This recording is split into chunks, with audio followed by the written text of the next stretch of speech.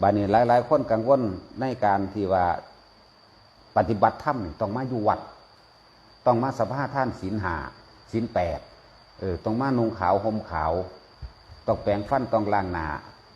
ต้องทำความสะอาดร่างกายใส่สุดขาวต้องมีผ่านภูมิดอกไม้ถูกเทียนหลายคนกังวลจังซี่ทิมขว้างก็ว่าได้เลยสิเปรียบเทียบให้ฟังเวลาโมโหขึ้นมาบ่ได้ใส่สุดใดได้นั่นได้ทุกชุดแม้นชุดเหลืองกับซางตีกันก็ได้ว่าโกนหัวห่มผ้าเหลืองกับยังตีกันขากันได้สิภาษายังก็ชุดขาวภาษายังก็แปรงฟันอาบน้ำมีดอกไม้ถูกเทียนเฮาสิมาคัดใจจากว่าคัดใจของเจ้าของเองต่างหาก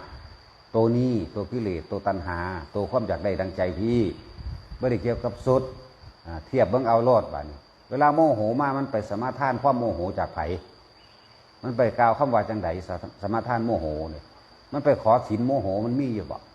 ขอความโมโหด้วยเจ้าข้านั้นมีบ่มีให้เปรียบเทียบเอาโลดเมื่อกิเลสตัณหาอุปทานอารมณ์โลภอารมณ์โกรธเกิดขึ้นได้ตลอดการทุกเมื่อ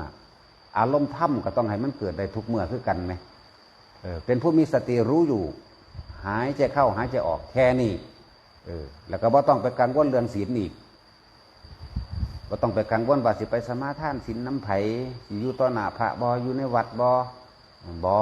ต้องไปสนใจตัวนั้นนะนี่ขจัดความกังวล